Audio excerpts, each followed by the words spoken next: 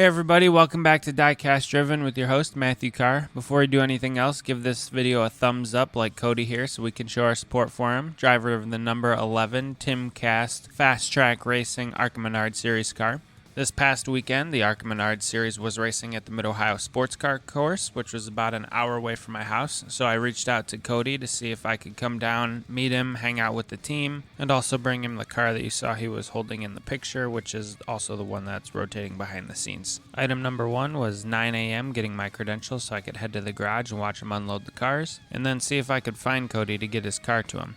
That didn't happen right away. He had a few obligations to go through, one particular being the driver's meeting, which I was able to attend. It was pretty neat to go and listen into the ARCA officials explaining the race. In the meantime, though, I was able to get up close and personal with the car that he ran at Mid-Ohio just to get some pictures of it because I do intend on making it for myself as well as one for him. And that particular car will be pretty special because it's just going to be a one-off race. They didn't have a lot of time to prepare the car, so they had to use the wrap that was already on it with some decal overlays. It's going to make it a unique car for Cody's collection as well as mine once I get it made. Also, I believe it was his first road course race, so just another way to kind of remember that weekend. And speaking of remembering, I will always remember this race because Cody so graciously allowed me to put my decal on the deck lid of his car and took it for a ride around the track with him. I believe in the future I will be able to have a larger decal to sort of match the other ones that are on the car, so this is just a really cool opportunity to help Cody out, as well as get a little exposure for this channel as well, since we're kind of new here. Once Cody finished putting all the other decals on his deck lid for his other sponsors and channel subscribers,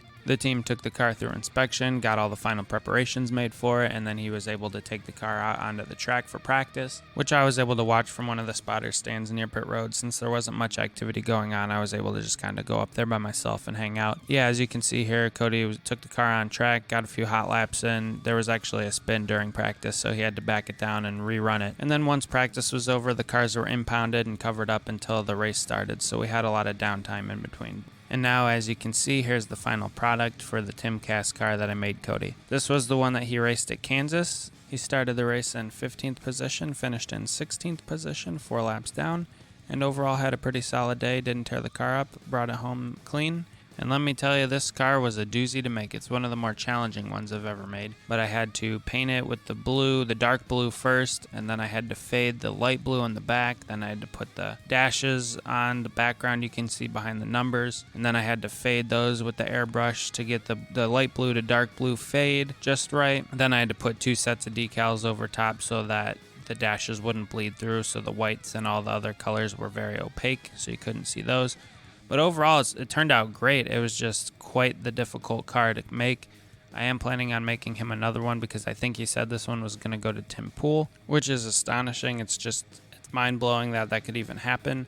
And I just wanted to kind of wrap this video up with a few B-roll videos that I took from the track, while just expressing my gratitude and appreciation for everything everybody did for me that weekend. I was an outsider, and the Fast Track race team was very gracious hosts. Cody, of course, being more than willing to go out of his way to talk to me, to get to know me a little bit, to work with me on potentially more cars in the future. So keep your eyes peeled out for those. Wink, wink, Cyberfrog, possibly, maybe this Timcast car that he ran at Mid-Ohio, of course. It was a really neat experience. I was very glad that I was able to make the trip down. Of course, it was probably 1,000 degrees at the track. Hydration was a big thing, so everybody at Fast Track was very high on getting everybody hydrated, staying hydrated, which was very nice of them. And they allowed me to hang out around the hauler and with the team.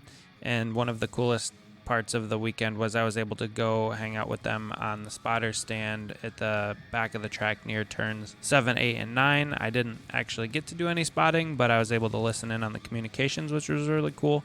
So I just want to give a shout out to Michael Maples. He was another driver making his first career start on a road course, I believe. He did well for his first start, and I was glad to meet him. And then also Dustin, the hauler driver for Fast Track, very neat guy, generous. Took me along for the ride so I could go spot with the other guys. So it was a very neat weekend. I just want to say thank you to Cody as well as everybody in the Fast Track team. Keep up the good work. I'll be supporting you guys the rest of the season and can't wait to make some more of these cars. Some really cool things coming down the road. So thank you all for the support. I really appreciate it. And unfortunately, no, I will not be making any cars for anybody else. It's strictly just for myself and Cody's personal collections. But I do wish everybody a great weekend. Hopefully you have a good one. Stay hydrated and enjoy your time with your families.